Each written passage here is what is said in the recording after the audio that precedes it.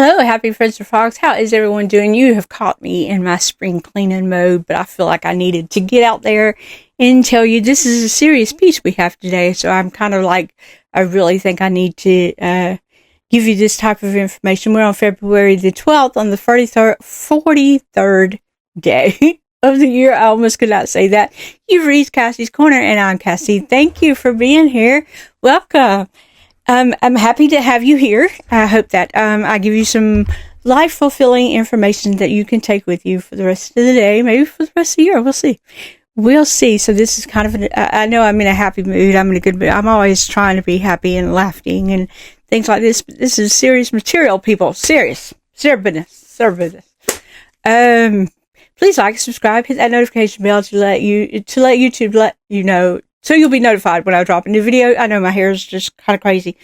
And that will help YouTube fit me into the algorithm, and they'll recommend my videos a little bit more. I do have an email, a personal email, in case you have personal information you want to give to me, maybe in describing your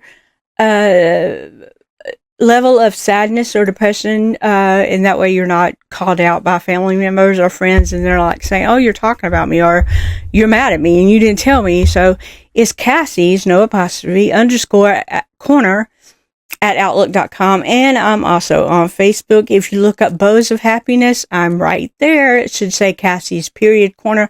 I have no idea how to get rid of that period. I know I changed the name, but it was like really late night and I was supposed to be sleeping, but for some reason that night I could not sleep, so I can't remember what I did to change that. So there is that. I hope everyone has found their weather to be lovely where they are. I hope that your day is serving you. Make sure you do things that are serving you. Not everything can serve you. There are sometimes you have to be in service of others, and I'm not talking about being a maid or being or being like a slave or anything like that. It's more of like to serve others. You know, you have to help them out, and you have to do things with a kind mind without the expectation of an award in return. So sometimes when you're like a lower rank in jobs, careers, you know, that kind of thing, you kind of have to service others, and they don't serve you. So not everything is going to serve you. And that is not what I'm talking about when I try to get over, when I talk about getting over depression and sadness and things like that. Everything is not going to be about you. In your head is about you because you don't know what's happening to the other people inside. But you also have to stop and think, I am not the only one that is going through this. I am not the only one that is working this job. I am not the only one in this company. I'm not the only one that is doing the work. There are other people involved, and you do have to share the responsibility as well as the accolades and things like that. So today, like I said, we're on day 43 of the year, and this is protect your peace of mind. Yes. So with this, I need you to think clearly about everything I say, because this is very, very important. This was the first step of my reawakening, so to speak, of my debilitating depression. This was my coming out of it, though it did take 5 years. I'm hoping it takes less than that. I'm hoping that you are a stronger person than I am. But okay, and I'm still not fully I'm still not fully out of it, but as you can see, I do have a great temperament. I have an awesome attitude, and you know, sometimes I'm most of the time I'm very, very happy. If I'm sad or if I'm not feeling good, you can probably look back and tell where I'm sad or not feeling good, and I'm not going to elaborate on the videos, and I'm not going to elaborate why, but some health reasons, sometimes I just don't feel good. My stomach turns all the time. But anyway, protect your peace of mind. Keep constant guard over your perceptions. For it is no small thing you are protecting, but your respect, trustworthiness, steadiness, peace of mind, freedom from pain and fear. In a word, your freedom. For what would you do? For what would you sell these things? And Epictetus said that in his discourses. What would you sell your freedom for? What is really worth your freedom? And I'm not talking about the kind of freedom that you use to go out in this open field and you're just naked and cussing everybody out and slapping all the cows against the head. I mean, that's not what I'm talking. I'm talking about emotional freedom. What you consist of freedom, as far as emotions are concerned. I don't think anybody in this world is really free, because we do have rules and we do have laws and we do have things to protect other people. So we can't go around slapping people. My husband used to tell me he had a slap, people slapping, an ignorant person slapping card that, allowed him to slap ignorant people. I don't think he used it. I don't think he went to jail. I just don't think he'd go around slapping everybody. Anyway, the dysfunctional job that stresses you out, a contentious relationship, life in the spotlight, stoicism, because it helps us manage and think through our emotional reactions, can make these kinds of situations easier to bear. Easier to bear. Not disappear. Okay? Not wipe away the aggravation and the frustration and the sadness and the anger. Easier to bear. Okay? Let's keep that in mind. It can help you manage and mitigate the triggers that seem to be so constantly tripped. But here's the question. Why are you subjecting yourself to this? Dun, dun, dun.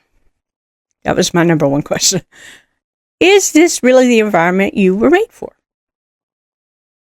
To be provoked by nasty emails and an endless parade of workplace problems, or our adrenal glands can handle only so much before they become exhausted. Shouldn't you preserve them for life and death situations? So yes, use stoicism to manage these difficulties, but don't forget to ask, is this really the life I want? Every time you get upset, a little bit of life leaves the body. I did not know that. Every time you get upset, a little bit of life leaves the body. And I got upset so much. It was like 24 hours a day, 7 days a week. Think about, and this was 10 to 15 years, 20 years almost. Wow. Think about this. Is this really the life I want? Every time you get upset, a little bit of life leaves the body. Are these really the things on which you want to spend your priceless resource? Don't be afraid to make a change, a big one. Dun, dun, dun. Don't be afraid. Don't be afraid. I know you are, because you're actually very comfortable waking up every day and doing what you did before, because it's just comfortable there. It's not like you're comfortable being sad. That's not what I'm talking about. It's just that's the first thing your mind reverts to, is thinking the way you thought the day before. This takes stoicism and overcoming depression and things of that nature. It takes a lot of mental work and a lot of thinking and a lot of processing. I can take something. I am the kind of person that you can say something to me and I have twisted around 999 times before I even really relate to you. Sometimes I'm very slow at it, because like I said, my brain is just processing everything in every situation, like 999 ways, really. That's my brain. It goes constantly. So sometimes I'm very slow at answering you. Sometimes I'm very, very quick to come back with things. I have already just got about 333 ways that I can process what you said. However, it still took me 5 years from my first self-congratulatory comment, my first self-compliment, to now. It took 5 years. It took 5 years to get here. So I'm not saying it's quick, it's easy. It's not. It takes a long, long time. Like I said, I am constantly, anything you say, I have reimagined it almost 1,000 times in my head before I'm able to respond. So, and it's quick. It's like you can say something and I'm like real quick. 5 years. I'm hoping that you can do it a lot faster. 5 years is a long time. 5 years is a long ways. 5 years, you're 5 years upset, 5 years of 365 days, each 5 years of being upset. And that's taken away a lot of your life. it's now that I've read this, I'm thinking of all the time that I wasted. Everybody say time is never wasted when you're doing self-help, but when you're sad, yeah, time is wasted. Time is absolutely wasted. I really hope that you can feel in your heart that this is not the life. You don't want to be sad. You don't want to lay in bed, and you don't want to like think the worst of yourself, not only yourself but other people. I don't want everybody to be like naive and think the best of everybody, because I guarantee you, not everybody has your best interests at heart. They are thinking probably more amongst themselves than they are thinking about you. You are your number one advocate. You are your stronghold. You are your rock. And you are the only one responsible for what it is you think. That's just all there is to it. You are responsible for your life. Is this the life I want to lead? Do I want to cry every time somebody looks at me wrong? Do I want to revel in sadness every time somebody looks at me, says something, voices their own opinion? Do I want to be mad at everybody all the time? Do I want this life? This is very important. This was my very first thought coming out. What kind of life do I want for myself? Do I want this? Do I want being sad all the time? Do I want to cry all the time? Because I was crying like just about all day. My eyes were puffy. I'm sure they got wrinkles up under them because they had to support the puffiness for a very long time. But it is important that you understand what it is you want, because it is you're serving. I had to get on my sister yesterday.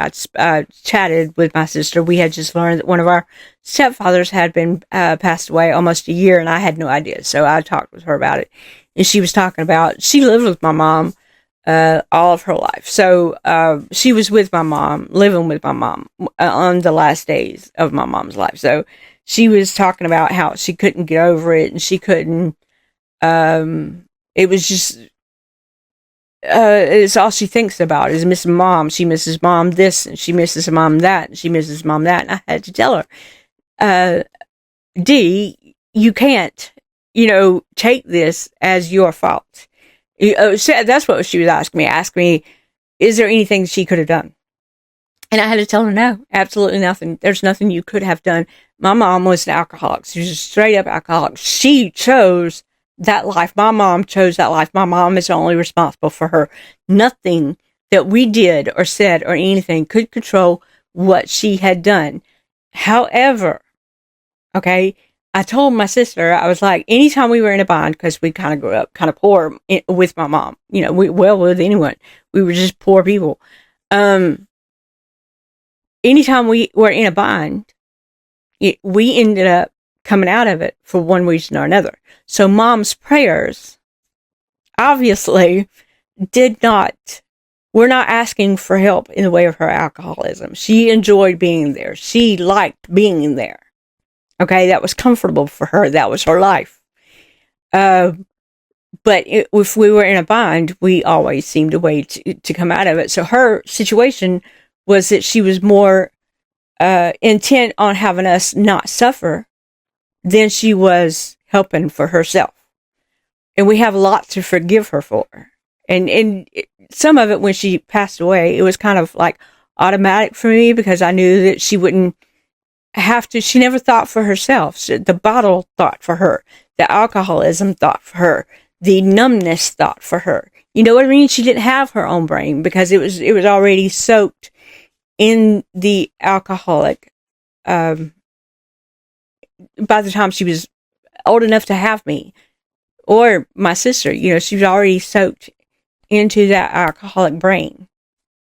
So anything that she thought, anything as warped as it may have been, as strange as it may have, even down to hating me, even down to resenting me, it wasn't her brain. It was just the alcoholism talking. And I even told my sister this, now that mom herself has died, so has that disease. So we can't remember the bad things anymore. We can't remember what if. We can't remember what could I have done? We can't go there, because this was her choice. That was something she had to reconcile with. all we can do is just take, because my mom was a strong person. And if she saw us suffering, she always, like I said, made a way for us to to have more money or to get out of a bind or whatever. We can honor her by being, who we are without alcoholism, because, we are our stronger selves without any kind of substance or whatever. We can be who we are, and we can still honor her strength and her, her, what we know as her attitude and her life. So, without the alcoholism being there. So that's what I had to tell my sister. And that is kind of what it says here, protect your peace of mind. Is that the life I want to live? Do I want to live as an alcoholic? No, I don't. I absolutely do not. I can't stand the smell of it, because it's what I cleaned up after from like 8 to like, as I grew up. It's what I smelled, the after effects of alcohol, being, with 6, 7 different people in the morning, still cigarettes and still beer. No, I don't want anything to do with it. So that's why I am not a drinker. I don't want that life. I just don't want it. I don't want my children to clean up my beer cans like, I cleaned up after my mom and her parties, things like that. So we really have to sit there and think, what kind of life do I want to be a secretary all day? All the rest of my life? Do I want to be this for the rest of my life? Do I want to be the person that cannot get a word in edgewise in a conversation? No, I don't. And a lot of times, the times I speak okay here. I'm not the best at speaking, to be honest, but sometimes I can be talking to people, and especially around here is all I can say. I can put in a thought, I can say a thought, and nobody pays attention to me. Everybody else is talking. And it's like, screw on. Don't worry about Cassie. She's all right. Did you say something, Cassie? A lot of time. I'm serious. That's just everybody's attitude around here. I don't know where it comes from. I just don't know. I guess I've just learned to be quiet in the background. Not that anything bad is happening. I don't want anyone to think I'm being abused or anything like that, but that's just the way things are. Don't pay attention to Cassie. Cassie's crazy, so that might be true. I might be crazy. Heck, I don't know. It's okay if I am. It's my kind of crazy. Yeah. So ask yourself, with every situation, everything you go through, every job, every friend, actually, especially you high schoolers and middle schoolers, is this the life I want for the rest of my life? Do I appreciate this person's attitude? Do I want to follow this person? Is this person's attitude, maybe their humor is something you want to follow, but the person themselves, what if they do something that is not honorable? You don't want to be that kind of person. What if they pick on special needs people, or what if they, talk about people you like? You're like, this is my friend, and they're just sitting there constantly putting them down. Well, now you know what kind of friend they are, because if they can do that to somebody else, they're going to do that to you. Just saying. Pick your friends wisely. Be the person you want to be. Be the friend you want a friend to be. And that way, in you asking yourself these questions, is this what I want for the rest of my life? You will strive for better and bigger.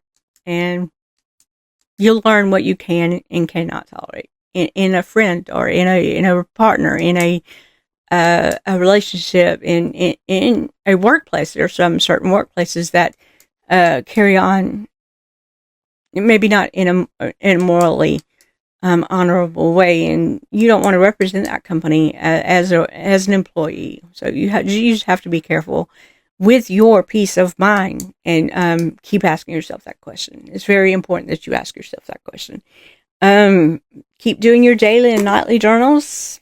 Write out what you want to do for the day, what you want to accomplish, however little it may be. And then at nighttime, don't forget to write down things for the 6 months to a year coming out of your depression, or helping yourself come out of depression.